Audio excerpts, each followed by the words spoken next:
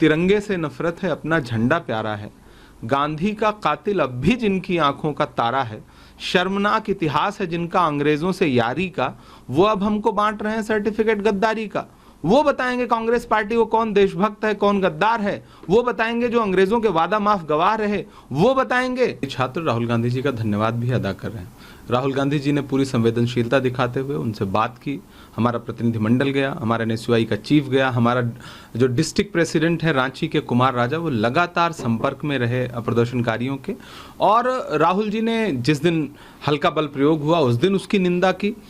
और अच्छी बात यह है कि झारखंड सरकार ने पूरी तरह से संवेदनशीलता दिखाई, पैलेट गन नहीं चलवाई, लोगों को मारा पीटा नहीं, महिलाओं को, लड़कियों को, पुलिस वालों ने, मर्द पुलिस वालों ने थप्पड़ नहीं मारा जैसा दिल्ली में किया गया, जैसा सीवान में भाजपा ने किया कि सीधे सीने पे गोली मारने की कोशिश की जो कि गले में लगी और शोल्डर पे लगी।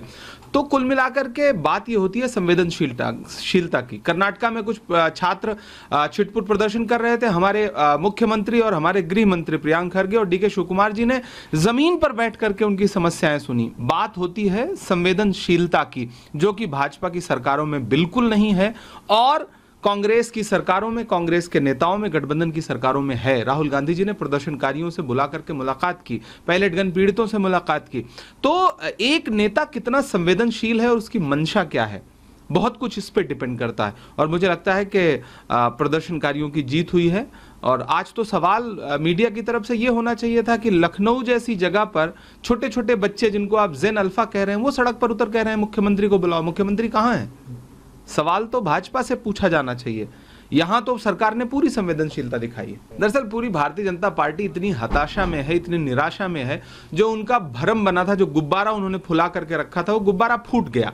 इस बार ऐसा हुआ, छात्रों का डर था, विपक्ष का डर था, राहुल गांधी जी के सवालों का डर था कि न तो प्रधानमंत्री जी ने पार्लियामेंट आने का साहस दिखाया, न गृह मंत्री जी ने, जो इनके स्वयंभू दो बड़े नाम थे, वो पार्लियामेंट आने की हिम्मत नहीं जुटा सके।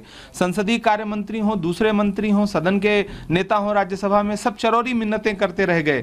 और विपक्ष लगातार इस मांग पर अड़ा रहा कि बुलाइए और उनसे कहिए कि स्टेटमेंट दें। चेयर तक ने, राज्यसभा की चेयर तक ने संसदीय कार्य मंत्री को इंगित करते हुए कहा कि गृह मंत्री जी को बुलाया जाए, क्योंकि विपक्ष डिमांड कर रहा है। यह तो रिकॉर्ड में दर्ज है। तो आज संसदीय कार्य मंत्री, ये दूसरी पार्टियों को आप बिल्कुल उनकी तुलना जो है वो दुनिया के किसी बाकी देशों से कर दो। आप देखो आपका चरित्र क्या है। उसी देश की पार्लियामेंट में प्रधानमंत्री मौजूद थे और उनसे 100 मीटर की दूरी पर बच्चों को पैलेट गन मारा जा रहा था। तो देश को, जनता को तय करने दीजिए ना, कौन बुरा है, कौन अच्छा है, कौन सही है, कौन गलत है। कुल मिलाकर के सरकार झूठी है और सरकार का साहस नहीं हुआ इस सत्र में, सदन में आने का। दिमागी नक्सल शब्द आया, क्या आप दिमागी नक्सल हैं? कौन लाया? कौन लाया? प्रधानमंत्री लाए। देश के प्रधानमंत्री की यह भाषा होती है जिससे आप सहमत नहीं होंगे। जो पढ़े लिखे लोग हैं, जो आपसे सवाल करेंगे, आप उनको नक्सली बता देंगे, उनको टुकड़े टुकड़े बता देंगे, उनको आतंकवादी बता देंगे। किसान आंदोलन कर रहे हैं तो खालिस्तानी बता देंगे, मुसलमान है तो उनका किसी दूसरे देश से संबंध जोड़। आपका रिश्ता कहां से है? आप पढ़े लिखे नहीं हैं तो आप दूसरों को, जो भी पढ़ा लिखा सवाल करेगा उसको आप गाली देंगे। ये तो पढ़े लिखे शब्द में गाली ही है ना, आप जो देश को देना चाहते हो। तो मुझे लगता है कि प्रधानमंत्री जी को अपनी पद की गरिमा और उसकी मर्यादा का थोड़ा ध्यान रखना चाहिए।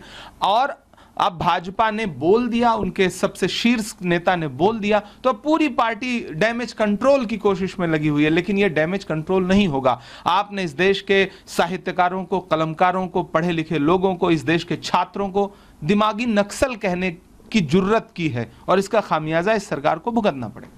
वंदे मातरम को लेके कांग्रेस पार्टी का क्या स्टैंड है? क्योंकि एक तरफ 6 यहाँ स्टैंजा जो हुए उसमें रोकने की बात सामने आई, गोवा में 2 स्टैंजा गाए गए, पूरी सरकार जो है आप लोगों पर हमलावर है। देखिए, जिन्हें तिरंगे से नफरत है, अपना झंडा प्यारा है।